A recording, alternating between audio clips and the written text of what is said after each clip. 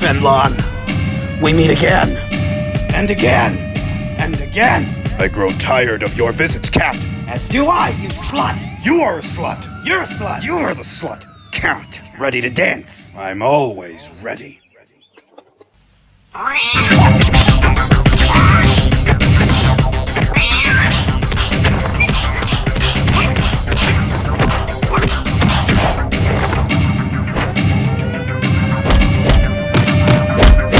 Fenlongo, I've missed our chats. Shut up and fight.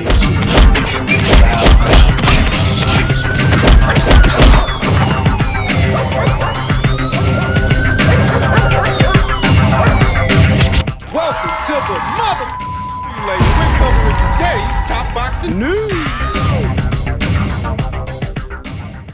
Okay, we'll start with this. Robert Garcia reveals Zuffa Boxing's new world champion signing. And it's another guy holding the red and gold belt. Whilst Dana White has insisted to judge Zuffa Boxing's product in 12 months' time, they have caused immense disruption in the first few months of the year. This venture into boxing is financially supported by Sella and Turkey LL Sheikh. The intention is to revolutionize what they deem a broken sport. Their most recent event saw Jai Opetaia defeat Brandon Glanton via UD to become the inaugural Zuffa Boxing World Champion. The Zuffa belt is what has caused the majority of controversy. Dana White and Zuffa have publicly declared their intention to disregard the four recognized governing bodies, the WBC, WBO, WBA, and IBF. He did say that at the very beginning, but then he changed his mind. Signed Jai Opetaia. Is that a crime? Is that Jai Opetaia's fault? Because he's the one seems to be paying the price. Just yesterday, Jai Opetaia was stripped of his IBF Cruiserweight World title. Criticism from existing promoters like Eddie Hearn and Oscar De La Hoya has sparked into a full-fledged battle between the so-called old guard and the new kids on the block. Undoubtedly, the most shocking play from Zuffa so far was the signing of Conor Benn. Benn was with Matchroom Boxing from professional debut. Eddie Hearn stuck by Conor Benn during a 2-year process to exonerate the welterweight of any wrongdoing after failing 2 VADA tests. The manager of Conor Benn is Keith Connolly, and it seems he is signed. Another one of his starlets with the new promotion. Speaking to ES News, Robert Garcia has revealed that Richardson Hitchins will face Lindolfo Delgado on a Zuffa boxing event. Hitchins is the current IBF Super Lightweight World Champion after the controversy surrounding Opetaia, Zuffa, and the IBF. It will be interesting to see whether Zuffa and the IBF can find a solution best for the fighters. How would Robert Garcia know Hitchins signed to Zuffa? Because Robert trains Lindolfo Delgado, who is Richardson Hitchins' mandatory challenger, and according to Robert, that fight is going to happen on a Zuffa show. Is that fight going to cost Richardson Hitchins' title like it costed Jai Opetaia his? Slightly different circumstances.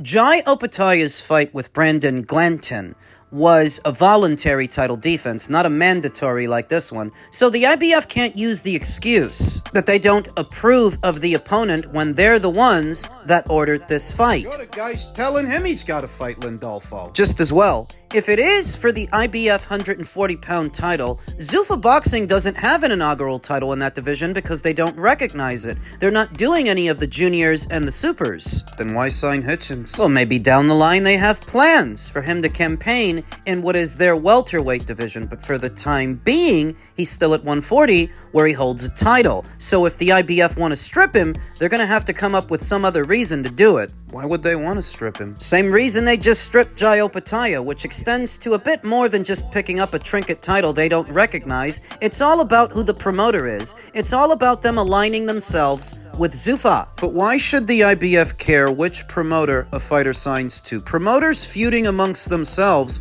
isn't their field of operations. It's not supposed to be. But those fighters that decide to sign to Zuffa will likely not be paying the alphabet's sanctioning fees anymore. And that's what the real beef is. That's what it's really all about. Zuffa tapping into their revenue stream by giving the fighters an alternative. Instead of fighting for the traditional 4 sanction and body titles, you can fight for the Zuffa belt and you ain't gotta pay nothing. The sanction and bodies don't like that. So anybody going over there is within the crosshairs of the alphabet organizations, more specifically the IBF. who might want to strip Richardson Hitchins of the title, but they're going to have to come up with some other reason, as this fight is happening under very different circumstances than Jayo Pataya's fight. You can't keep saying that Zuffa doesn't recognize the four sanctioning bodies when they paid you the sanctioning fee for Jayo Pataya's fight, and in all likelihood, they're gonna pay you the fee for this one. But Dana might have changed his fucking mind.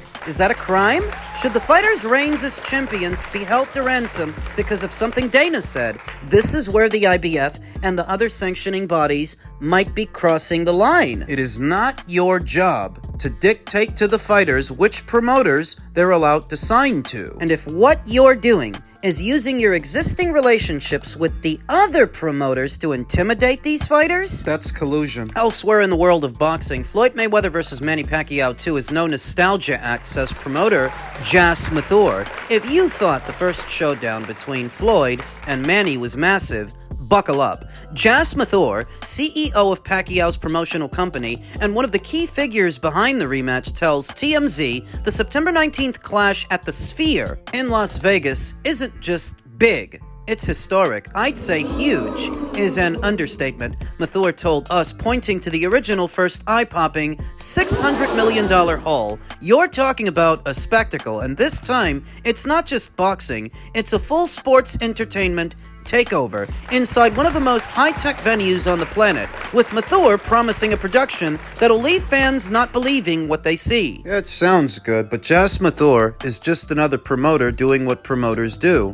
Promoting, because reality is, they may not make the same money from the second fight than they did in the first. The first was billed as a pay-per-view, the highest grossing pay-per-view in the history of pay-per-views, whereas this is being given away as part of a subscription. I'm sure that Netflix is going to kick out something nice to the fellas, but it's likely going to be a flat number because this is not a pay-per-view. As for the boxers themselves, don't expect a nostalgia act after their 2015 bout dubbed the fight of the century. Floyd is Floyd. Don't get it twisted, Mathur said. 50-0. He does this in his sleep.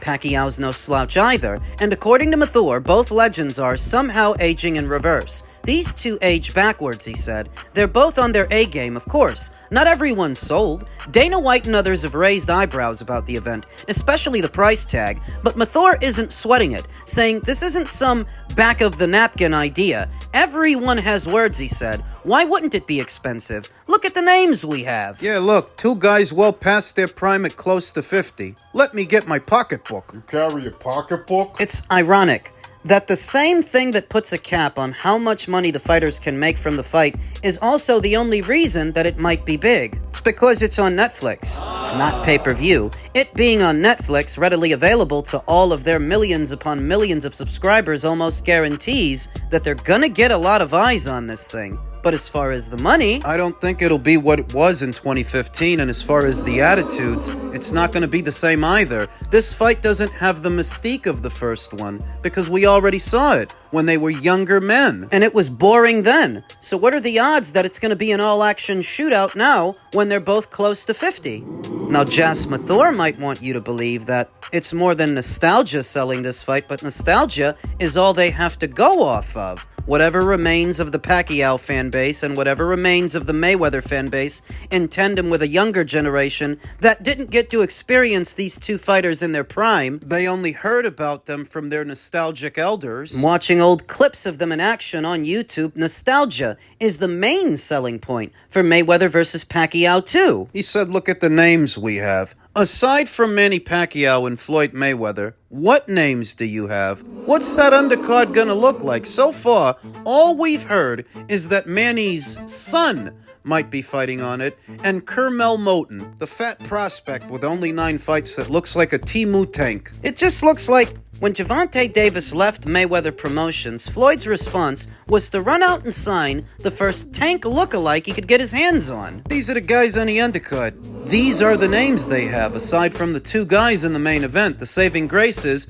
no matter how underwhelming the undercard is, it's not gonna cost me and you anything extra. That's a plus. The only chance this fight has of delivering more than the first one did is if Floyd Mayweather's abilities have deteriorated enough over time that maybe he's more hittable now, that maybe Manny won't have such a hard time trying to get to him if Floyd is a bit slower on his feet and doesn't have the same reflexes that he used to, thus allowing Manny to create more dramatic moments, because there were none in the first fight. The second one counts towards their professional records. This is not an exhibition. Manny was insistent. He wanted a real fight with Floyd because he still wants the chance to beat him. Beating him is the most dramatic thing that could happen, because if it ends up being a repeat of the first fight, while a big win for Floyd, it wasn't a win for the fans. It wasn't really a crowd pleaser. For the 5 years of hype that built that fight up into the highest grossing pay-per-view in the history of pay-per-views in terms of aesthetic, it did not deliver. What's your ultimate goal? Do you want to be undisputed, or what's your ultimate goal in the ring? There was an idea of becoming undisputed at one time, but as of right now, it's so much politics. You know, look with the WB. I was already unified champion, but all these things that don't line up with us, you can't. It's a business as well. It's a business as well. So if you're not gonna work with me, I can't really work with you either. So I'll fight all these guys, and I'll fight them all, and they can keep their belt right after I beat them. But I'm comfy with the WBC. I still think I'm recognized as the best. I think I'm the best. So, let's just make these mega fights. I refuse to believe that Sebastian Fundora is that token delusional fighter that can't see past their own ego, because most of the time when you see him, he seems like a pretty humble guy. So that's not ego talking. He says the WBO wouldn't work with him when they ordered him to fight Xander Zayas. Are they not supposed to order mandatories? He says it's a business. It's a business also, but you tell me, what fight is better for business? The Zayas fight or the Thurman fight? What fight would have generated a bigger buzz? What fight would have got more attention? What fight would have been easier to sell? He doesn't want to be undisputed. In fairness, I knew that before I saw his recent sit-down interview. How are you going to go undisputed when you're forfeiting titles to your mandatory challengers? Do I expect Sebastian Fundora to fight Josh Kelly? No. Do I expect him to fight the winner of Boots versus Zayas, if that fight happens? No. So do I expect him to be the next undisputed junior middleweight champion? No. I know it bothers him that his little sister, his younger sister, made history in a way that he still hasn't, even though he's the big bro. In a way he never will. He seems an even-tempered kid, mild-mannered, but underneath it all, I know it bothers him at least a little bit that your sister is a more accomplished fighter now than you ever were, and perhaps ever will be. What if I told you that Sebastian Fundora, beyond this weekend's fight, is not long for the junior middleweight division? What if I told you that this weekend will be the last time you see him at 154 pounds? Why? Because Sebastian's going to middleweight after this.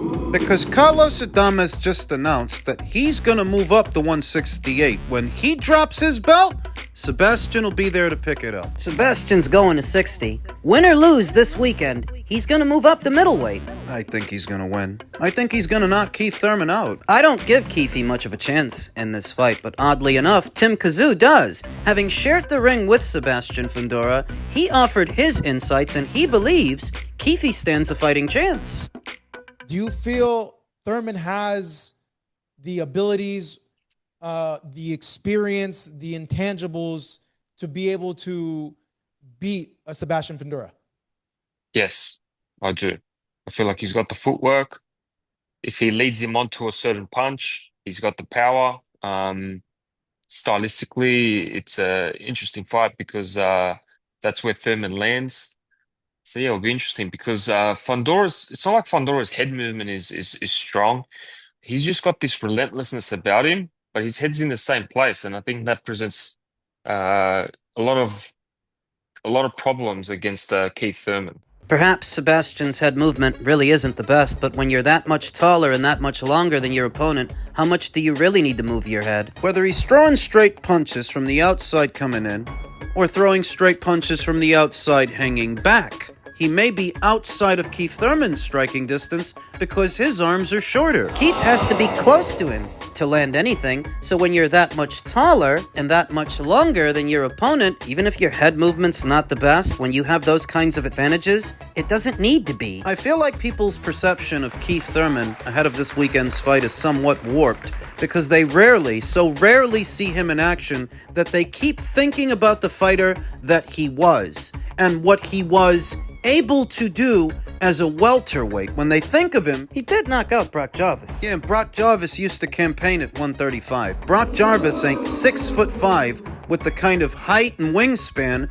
of a Sebastian Fundora, the kind of punching power. And the Brock Jarvis fight was a year ago. Can Sebastian Fundora's punches be timed? Can he be countered? Yes. But do you trust Keith Thurman to do that in his mid to late 30s, having not fought in a year?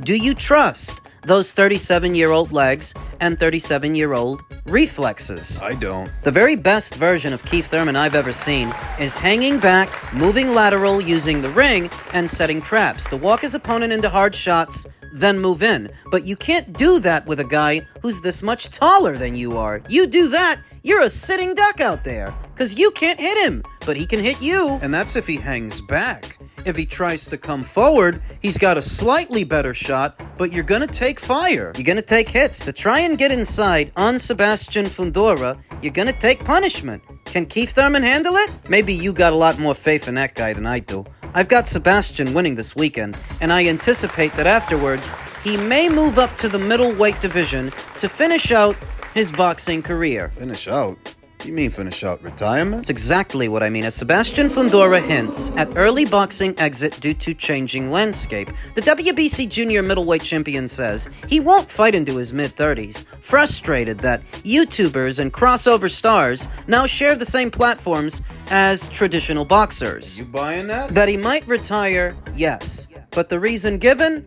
Not so much. Sebastian Fundora has largely benefited from being a very, very tall, long guy at junior middle, but the further he moves up, the less of an advantage he has. Do you honestly think he wants to fight guys same size as him? Because if he keeps moving up from junior middle, up to middle, then super middle, he's gonna run into guys like Hamza Shiraz. He's gonna run into guys like Oslis Iglesias, who have about the same physical dimensions as he does, with a bigger build, with more power. You don't want that. You just heard him say he doesn't want to go undisputed, so he's not the most ambitious fighter. I think he's tired of being told what to do. He didn't say that. He didn't have to. You take one good look at Sebastian Fundora, and you can clearly see he lets everybody else make all the decisions for him. His father, his promoter, Samson Lukowicz, even his little sister that stood between him and Xander Zayas to prevent a face-off from happening. He lets everybody else make all the decisions for him in his boxing career, so that if it ends, he can start making his own decisions and go his own way. Boxing is a rough sport. Rough as it is. It's tough. And it's tough on the guys that want to be there, so just imagine how tough it is on the guys that don't. I could see Sebastian Fundora closing out his career in the middleweight division. He goes up there, he picks up a vacant title, defends it against a couple of stiffs, and retires early. Just like that Tania Alvarez girl from Spain who retired last weekend. And she's younger than Sebastian. Sebastian Fundora is not long for the junior middleweight division, but not only that, he's not long for the sport of boxing.